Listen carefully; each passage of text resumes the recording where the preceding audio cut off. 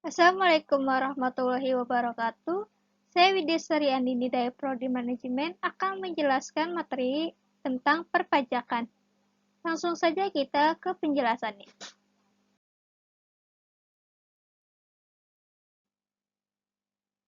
Dasar-dasar perpajakan. Pajak merupakan pungutan rakyat kepada negara berdasarkan undang-undang yang berlaku dan tidak mendapat balas jasa. Pemberlakuan pajak pada suatu negara berjalan berdasarkan dasar-dasar perpajakan yang telah ditetapkan. Dasar-dasar tersebut menjadi patokan dalam mengelola pungutan pajak. Andriani menyatakan bahwa pajak ialah iuran masyarakat kepada negara yang dipaksakan, terutama untuk yang wajib pajak berdasarkan peraturan umum berupa undang-undang dengan tidak mendapatkan balas jasa.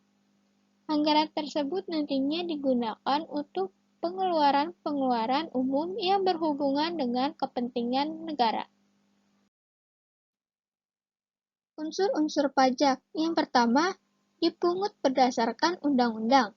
Pernyataan ini tercantum pada Undang-Undang 45 Pasal 32A yang berbunyi, pajak dan pungutan lain yang bersifat memaksa untuk keperluan negara diatur dalam undang-undang. Yang kedua, tidak mendapatkan timbal balik. Misalnya pajak yang dibayarkan oleh pengguna mobil akan mendapatkan jalan yang lebih layak dibandingkan dengan pemilik mobil yang tidak membayar pajak. Yang ketiga, pajak diperuntukkan untuk keperluan pemerintahan, baik sebagai keperluan rutin ataupun pembangunan. Yang keempat, pemungutan dipaksakan. Pembayaran pajak bagi wajib pajak memiliki kewajiban dan jika terjadi pelanggaran akan dikenakan sanksi yang telah ditetapkan di dalam undang-undang. Yang kelima, berfungsi untuk mengisi kas negara. Pajak sebagai kas negara digunakan untuk membantu kepentingan pemerintahan. Jenis-jenis pajak. Yang pertama, pajak negara, diantaranya yaitu pajak penghasilan, pajak pertambahan nilai, dan pajak penjualan barang mewah, bea materai, bea masuk, cukai. Selanjutnya adalah pajak daerah. Yang pertama yang termasuk ke dalam pajak daerah yaitu pajak provinsi.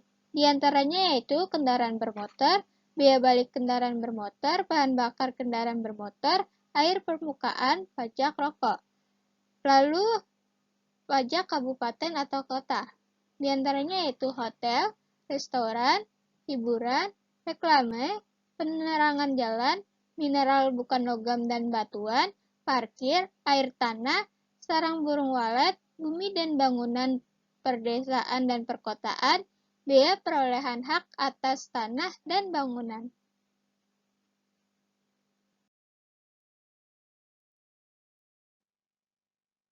Fungsi pajak. Pajak peranannya sangat penting untuk negara. Anggaran pajak merupakan kas negara yang digunakan untuk segala keperluan negara. Selain itu, segala keperluan pembangunan juga didapatkan dari anggaran pajak tersebut. Dana pajak juga digunakan untuk kepentingan publik seperti pembiayaan kepentingan masyarakat, seperti pendidikan, kesehatan, pensiun, dan transportasi umum. Bisa dikatakan bahwa pajak merupakan dana yang didapatkan oleh rakyat dan diberikan pula untuk rakyat. Fungsi anggaran. Pajak sebagai hasil pendapatan negara untuk membiayai keperluan dan tugas-tugas rutin negara. Pembiayaan yang dilakukan berupa pembelian keperluan barang, keperluan negara, belanja pegawai, pemeliharaan, ataupun pembangunan. Dalam pembangunan, biaya yang dikeluarkan dari tabungan pemerintah. Fungsi mengatur. Melalui kebijaksanaan pajak, pemerintah dapat mengatur pertumbuhan ekonomi. Pajak bisa digunakan sebagai alat untuk mencapai tujuan, seperti penanaman modal baik di sektor dalam negeri maupun sektor luar negeri. Fungsi stabilitas. Fungsi stabilitas dalam perpajakan menjadi salah satu cara pemerintah untuk menstabilkan harga sehingga inflasi dapat dikendalikan. Fungsi redistribusi pendapatan. Pajak yang didapatkan akan digunakan untuk kepentingan umum, termasuk kepentingan pembangunan. Perencanaan pembangunan tersebut dimaksudkan untuk membuka lapangan pekerjaan, sehingga penghasilan masyarakat memadai. Syarat pemungutan pajak. Yang pertama, pemungutan pajak harus adil. Yang kedua, pengaturan pajak harus berdasarkan undang-undang. Yang ketiga, pemungutan pajak tidak mengganggu perekonomian. Yang keempat, pemungutan pajak dengan efisien. Dan yang kelima, sistem pemungutan pajak harus sederhana.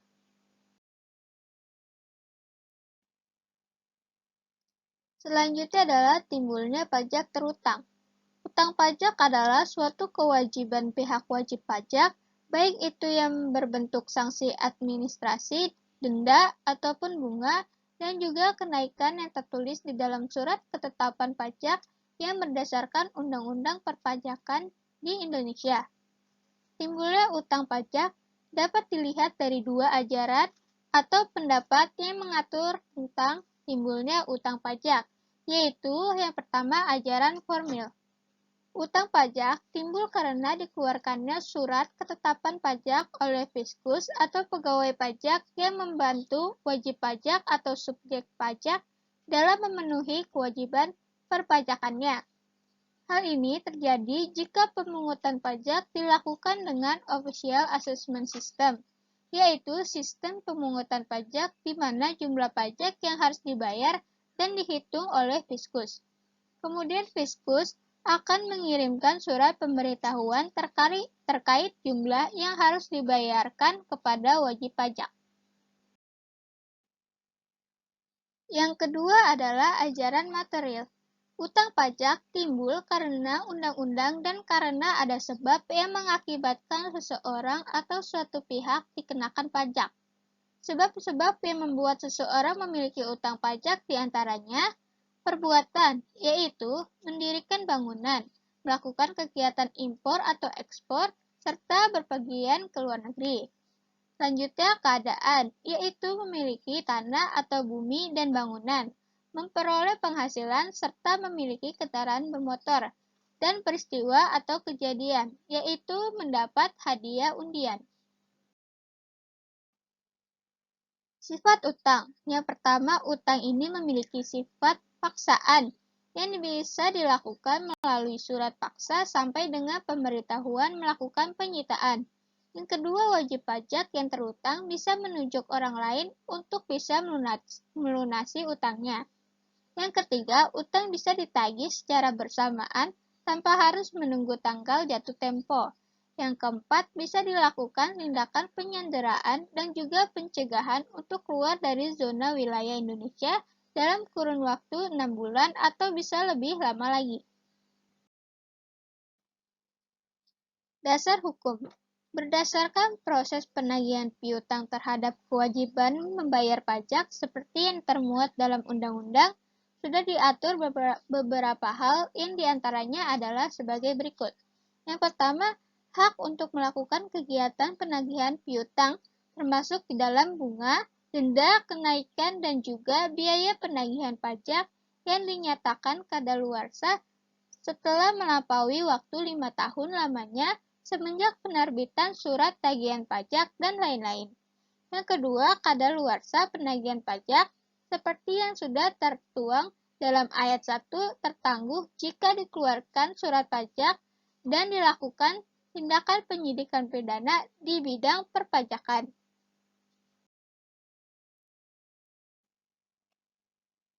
Selanjutnya adalah jenis-jenis pajak penghasilan. Yang pertama PPh pasal 21 adalah pajak atas penghasilan berupa gaji, upah, honorarium, tunjangan, dan pembayaran lainnya sehubungan dengan pekerjaan atau jabatan, jasa, dan kegiatan lainnya yang dilakukan oleh wajib pajak orang pribadi dalam negeri. Subjek pajak PPh pasal 21 yaitu yang pertama pegawai, yang kedua penerima pensiun, yang ketiga penerima honorarium, yang keempat penerima upah, baik upah harian, mingguan, borongan, dan satuan. Yang kelima, objek pajak lainnya yang menerima atau memperoleh penghasilan sehubungan dengan pekerjaan atau jabatan, jasa, dan kegiatan dari pemotong pajak. Objek PPh Pasal 21. Yang pertama, penghasilan teratur. Gaji, uang pensiun bulanan, upah, honorarium, termasuk honorarium anggota Dewan Komisaris atau anggota Dewan Pengawas, premi bulanan, uang lembur, uang sokongan, uang tunggu, uang ganti rugi, tunjangan istri, tunjangan anak, tunjangan kemahalan, tunjangan jabatan, tunjangan khusus, tunjangan transport, tunjangan pajak, tunjangan iuran pensiun, tunjangan pendidikan anak, beasiswa, premi asuransi yang dibayar pemberi kerja, dan penghasilan teratur lainnya dengan nama apapun.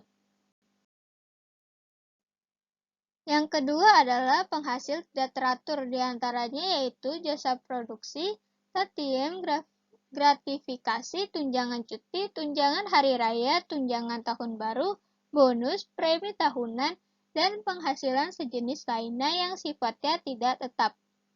Selanjutnya yang ketiga, upah harian, mingguan, satuan, borongan yang diterima atau diperoleh pegawai tidak tetap atau tenaga kerja lepas, peserta pendidikan, pelatihan, atau pemagangan yang merupakan calon pegawai. PPh Pasal 22 adalah pajak yang dipungut oleh bendaharawan pemerintah pusat atau daerah, instansi atau lembaga pemerintah dan lembaga-lembaga negara lainnya, berkenaan dengan pembayaran atas penyerahan barang dan yang dipungut oleh badan-badan tertentu, baik pemerintah maupun swasta berkenaan dengan kegiatan di bidang impor atau kegiatan usaha di bidang lain.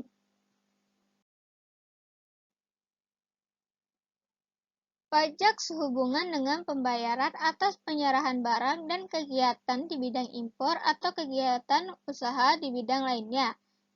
Yang pertama, impor barang. Yang kedua, pembayaran atas pembelian barang yang dilakukan oleh DJA, bendaharawan pemerintah pusat atau daerah. Yang ketiga, pembayaran atas pembelian barang yang dilakukan oleh BUMN, D yang dananya dari belanja negara atau daerah.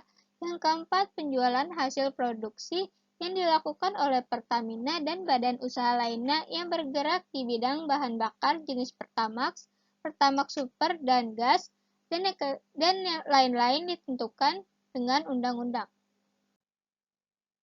PPh Pasal 23 adalah pungutan yang dikenakan pada penghasilan atas modal, penyerahan jasa atau hadiah, dan penghargaan selain yang telah dipotong PPh Pasal 21.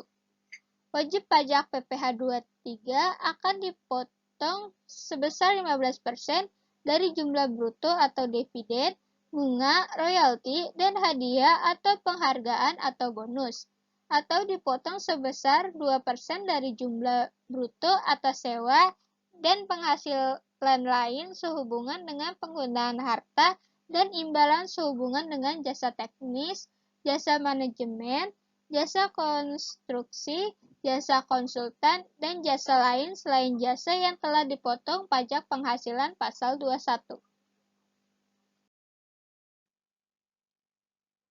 PPh Pasal 24 adalah kredit pajak di dalam negeri atas pajak yang terhutang atau dibayar di luar negeri berkenaan dengan usaha atau kegiatan di luar negeri.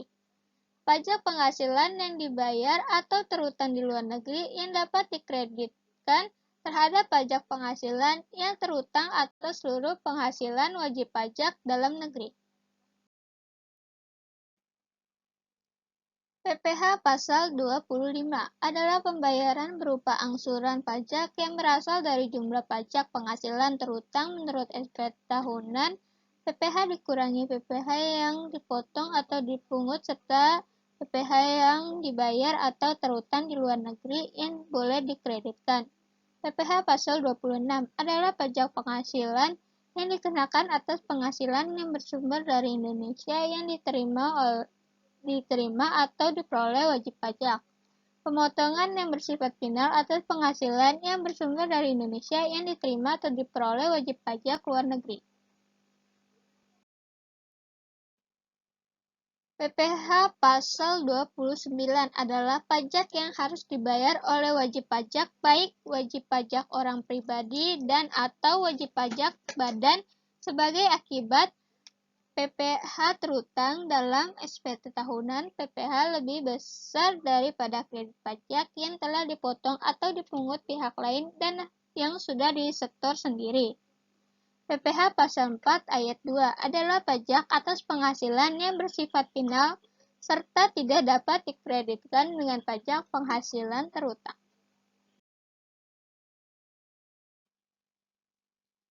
Selanjutnya adalah pajak bumi dan bangunan. Pajak bumi dan bangunan adalah pungutan atas tanah dan bangunan yang muncul karena adanya keuntungan dan atau kedudukan sosial ekonomi bagi seseorang atau badan yang memiliki suatu hak atasnya atau memperoleh manfaat darinya. Bumi adalah permukaan bumi dan tubuh bumi yang ada di bawahnya. Permukaan bumi meliputi tanah dan perairan pedalaman termasuk rawa-rawa, tambak, perairan, serta laut wilayah Republik Indonesia. Bangunan adalah konstruksi teknik yang ditanam atau dilekatkan secara tetap pada tanah dan atau perairan. Nilai jual objek pajak adalah harga rata-rata yang diperoleh dari transaksi jual-beli yang terjadi secara wajar dan bila mana tidak terdapat transaksi jual-beli.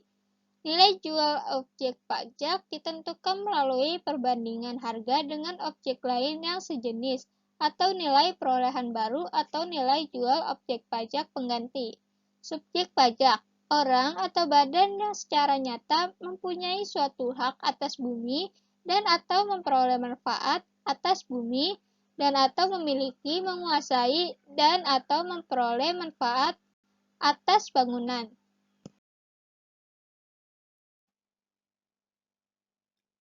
Sekian dari apa yang bisa saya sampaikan. Bila ada kekurangan dan salah kata, mohon untuk dimaafkan. Wassalamualaikum warahmatullahi wabarakatuh.